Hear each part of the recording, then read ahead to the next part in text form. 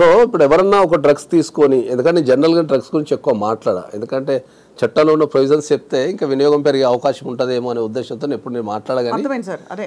కాబట్టి ఎప్పుడైతే విక్టిమ్స్ ఉంటారో వీళ్ళకు ప్రాసిక్యూషన్ నుంచి మినహాయింపు ఉంటుంది. ఎప్పుడు వీళ్ళు డ్రగ్స్ తీసుకున్నాను ఒప్పుకొని ఒక 15 days 1 month రిహాబిలిటేషన్ సెంటర్లో వీళ్ళు గడపాలా, గడిపి అక్కడ నుంచి సర్టిఫికేట్ తెచ్చుకోవాలా, ఏమని మేము డ్రగ్ క్లియర్ అయిపోయినాం, డ్రగ్ ఫ్రీ అయిపోయినాం, వీళ్ళు ఇంకా డ్రగ్స్ తీసుకునే అవకాశం లేదు, వీళ్ళ మానసిక పరిస్థితి కానీ వీళ్ళకి అలవాటు లేదని చెప్పి వాళ్ళు సర్టిఫికేట్ ఇస్తే ఆ సర్టిఫికేట్ తీసుకెళ్ళి మనం కోర్టులో కానీ లేదా పోలీస్ స్టేషన్లో కానీ మన పేరు కనుక ఉంటే అక్కడ నుంచి మనల్ని మినహాయించే అవకాశం ఉంటుంది ఆ కేసు నుంచి. సో ఎప్పుడైనా డ్రగ్స్ అనేది వచ్చినప్పుడు మనం ఆలోచించాల్సింది ఏంటంటే వీళ్ళు ప్లెడ్లరా లేకపోతే వీళ్ళు విక్టిమ్సా, అంటే వాడే వాళ్ళని ఆలోచించాలా. రెండిట్లో ఏదో ఒకటే ఉంటుంది. అలా కాదు, పెడ్లర్ కాదు, అమ్మలేదు, కానీ వాళ్ళ పొజిషన్లో ఉండే డ్రగ్స్ని మరొక 2-3 స్నేహితులకి కొంతమందికి బలవంతంగా కొంతమందికి చొరవతో ఇచ్చారు. వాళ్ళని ఏమంటారు?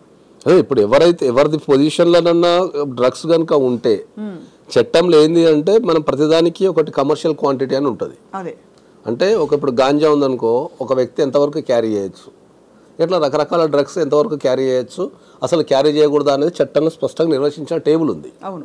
సో ఆ క్యారీ చేసినంత వరకు అయితే వాళ్ళు విక్టిమ్ కిందనే వచ్చే అవకాశం ఉంటుంది. ఒకవేళ వాళ్ళు వాడితే అంతకంటే మించి ఉంటే వాళ్ళని కంపల్సరీ పెడ్లర్ కిందనే గుర్తిస్తారు. పెడ్లర్ కింద గుర్తిస్తారు. వాళ్ళు అమ్మినా అంటే డబ్బులు తీసుకున్నా లేకపోయినా పొజిషన్లో ఉంది అంటే దాని అర్థం నీ పొజిషన్లో చట్టానికి మించిన పరిమితి నీ దగ్గర ఉంది అంటే నువ్వు ప్లెడ్లర్ అయితే నీ దగ్గర ఉంటుంది. ఇప్పుడు ఈ అంశం మాట్లాడుతూ మొన్న లావణ్య గారు కూడా ఏమన్నారంటే దట్ ప్రీతి ఎవరైతే ఆరోపణ చేస్తున్నారో ఇలాగ తనకి బలవంతంగా డ్రగ్స్ ఇచ్చారు, చాలా కాలం పాటు డ్రగ్స్ ఇచ్చారు, తను రిహాబిలిటేషన్ సెంటర్కి వెళ్ళి నయం అయ్యి అందులో డిఎడిక్ట్ అయ్యి బయటకు వచ్చి సర్టిఫికేట్తో పాటు హీఈస్ అవుట్ రైట్ నౌ. కానీ అలవాటు చేసిన ఆ వీడియోలు తన దగ్గర ఉన్నాయని చెప్పి ప్రీతి ఆరోపిస్తే ఆ అమ్మాయి గతం నాకు తెలుసు, ఆ అమ్మాయికి గతంలో చాలామంది బాయ్ ఫ్రెండ్స్ ఉన్నారు అని లావణ్య ఆరోపణ చేశారు. దీనికి దానికి ఏమైనా పొంతన సంబంధం ఉంటుందా సార్? అంటే మనిషి నడవడిక తెలుసుకోవడంలో. అదే ఇప్పుడు మనం ఏం చెప్తామంటే ఏంటంటే జనరల్గా ఏమవుతుందంటే మనం ప్రపంచంలో ప్రతిదానికి ఒక చట్టం ఉంది, దానికి కొన్ని రూల్స్ పర్మిట్స్ ఉన్నాయి.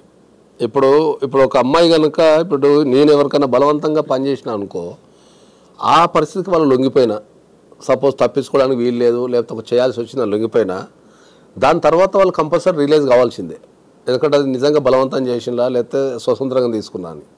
అట్లా బలవంతం చేసినప్పుడు వాళ్ళు ఎనీ ఫోరం ఇప్పుడు అంతా ఆన్లైన్ కంప్లైంట్సే కదా. ఇప్పుడు ఇంకా కొత్త చట్టంలో అయితే ఇంటికాడ కూర్చొని మనం ఆన్లైన్ కంప్లైంట్ చేయొచ్చు. అవును. ఒకవేళ అమ్మాయి దగ్గర డ్రగ్స్ పొజిషన్ ఉంది లేకపోతే అమ్మాయి అలవాటు చేస్తున్నప్పుడు you can go to the any forum, any police station, walk in to the police station, give a complaint. So అది ఇవ్వలేదు కనుక దాన్ని ఎలా అన్వయించుకుంటారు మరి? ఇక వన్ ఆఫ్ ద అంతే కదా. అంటే బట్ ఇక్కడ అంటే నీకు అవసరం వచ్చినప్పుడు ఏంటంటే ఇప్పుడు ఒక నేరం చట్టంలో చాలా స్పష్టంగా చెప్పబడుతుంది. ఒక నేరం చేసినోనికి ఎంత శిక్ష పడుతుందో ఆ నేరం జరుగుతుందనో జరిగిందనో చెప్పని వాళ్ళకు కూడా అంతే శిక్ష ఉంటుంది. అంటే నేరం జరగబోతుందని నీకు తెలిసి చెప్పకపోయినా అంతే శిక్ష.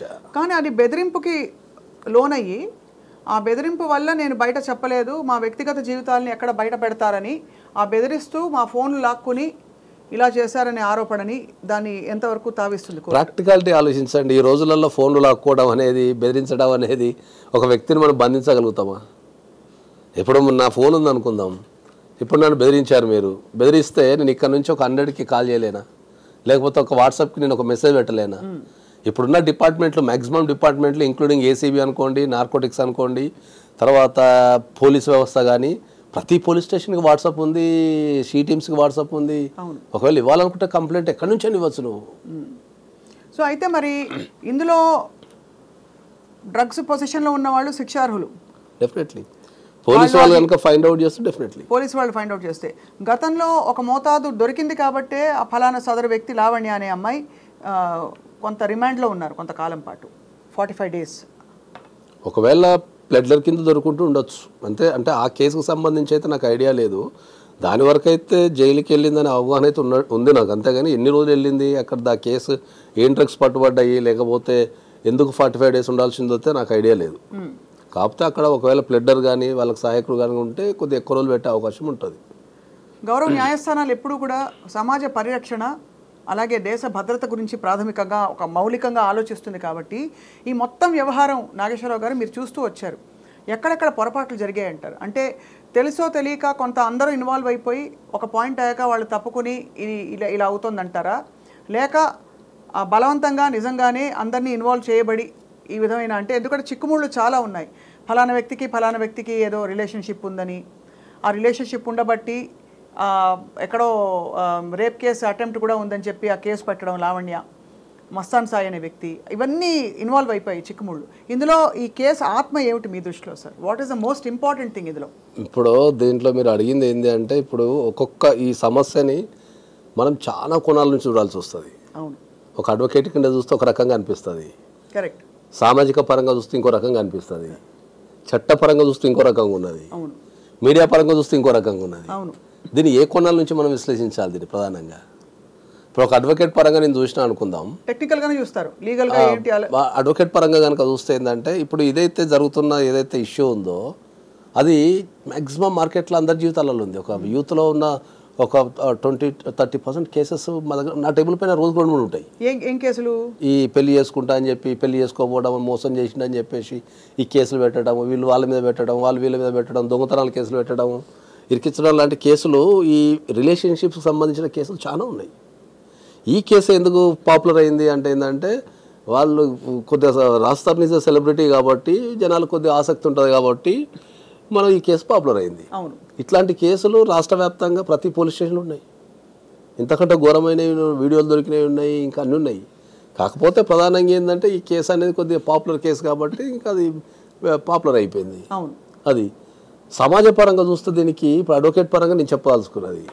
సమాజ పరంగా చూస్తే ఏమవుతున్నది అంటే, సమాజ పరంగా చూసినప్పుడు ఏంటంటే, ఇద్దరు పెళ్లి కాని వ్యక్తులు 2 కుటుంబాలకు తెలిసి, ఇద్దరు పెళ్లి కాని వ్యక్తులు 2 కుటుంబాలకు తెలిసి ఒక ఇంటి కింద నివసించడం అనేది ఎంతవరకు భావ్యం అనేది ఒక క్వశ్చన్. ఎందుకంటే ఇప్పుడు బీయింగ్ నేను కూడా ఒక ప్రేక్షకుడే కదా. అవును. సో ఇప్పుడు పెళ్ళైందా పెళ్లి కాలేదు ఒక కాన్ఫ్లిక్ట్ నాకు. అవును, కరెక్టే కదా. ఓకే, ఇప్పుడు పెళ్లి కాలేదు అనుకో, మరి ఈ 2 కుటుంబాలు ఎట్లా యాక్సెప్ట్ చేసినాయి అనేది ఒక పాయింట్ నాకు. సమాజ పరంగా నేను అడ్వకేట్ని కాదు, ఒక సమాజ పరంగా నేను ఒక వ్యక్తిని అనుకుంటే నాకు ఒక కాన్ఫ్లిక్ట్ ఏముంటుంది?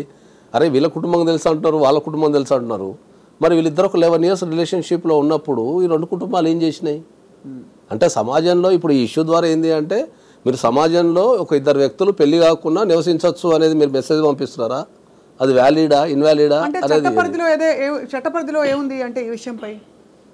చట్టపరిధిలో మనకు భారతదేశానికి ఉన్న బ్యూటీ ఏంటంటే, చట్టం కంటే ఎక్కువ మన మోరల్కి వాల్యూ ఇస్తాం. మోరల్ వాల్యూస్కి ఎక్కువ వాల్యూస్ మన దగ్గర భారతదేశానికి, ప్రపంచంలో అన్ని దేశాలకు భారతదేశానికి ఉన్న తేడా ఏంటంటే, ప్రపంచంలో అందరూ చట్టానికి వాల్యూ ఇస్తారు, మనం చట్టం కంటే ఎక్కువ మోరల్కి వాల్యూ ఇస్తాం. మోరల్కి, సమాజము, పరిధులు వాటి కొన్ని ఉంటాయి. ఇప్పుడు చట్టపరంగా ఇప్పుడు మనం చట్టమే తీసుకుందాం అనుకుందాం, ఒక పెళ్లి కాని వ్యక్తి, ఇద్దరు పెళ్లి కాని ఒక అబ్బాయి ఒక అమ్మాయిని ఒక ఇంటికి రెంట్ ఇవ్వగలుగుతారా? ఎవరన్నా ఒక ఇంట్లో రెంట్ ఇవ్వగలుగుతారా? అంటే చాలా ఈ మధ్య ఇవ్వట్లేదు. అసలు వ్యక్తి వచ్చి వస్తూ పోతూ ఉండే ప్లేసెస్ మీద చేసుకుంటున్నారు. అంటే నిజమే, అంటే నిజంగా చూస్తే కలిసి ఎవరు తీసుకోవట్లేదు రెంట్కి. కలిసి తీసుకోవడం లేదు, మనం చట్టము మొరల్ మాట్లాడుతున్నాం. చట్టము మొరల్ మాట్లాడేటప్పుడు ఇద్దరు పెళ్లి కాని వ్యక్తులు పోయి రెంట్కు తీసుకునే అవకాశం ఉందా? లేదు. ఇస్తున్నారా? మరి చట్ట ప్రకారం ఇవ్వాలి కదా. ఇవ్వాలి. చాలా హోటల్స్లో కపుల్స్కి మాత్రమే రూమ్స్ ఇస్తారు. అన్మ్యారీడ్ వాళ్ళకి ఇప్పటికి కూడా ఇండియాలో ఇప్పటికి చాలా చోట్ల బోర్డు పెట్టి ఉంటుంది, unmarried couples are not allowed అని చెప్పేసి. మరి అకార్డింగ్ టు ద లా అయితే మరి వెళ్ళాలి కదా మరి. కాబట్టి ఏంటంటే మనకు మోరల్కి వాల్యూ ఇస్తాం కాబట్టి చట్టంలో మేజర్ అయిన 2 వ్యక్తులు కలిసి ఉండే అవకాశం ఉంది. ఎందుకంటే లివ్ ఇన్ రిలేషన్షిప్ అనేది కోర్టులు కూడా గుర్తించినాయి. గుర్తించినా సార్? గుర్తించినాయి. లివ్ ఇన్ రిలేషన్షిప్స్ కోర్టులు గుర్తించినాయి.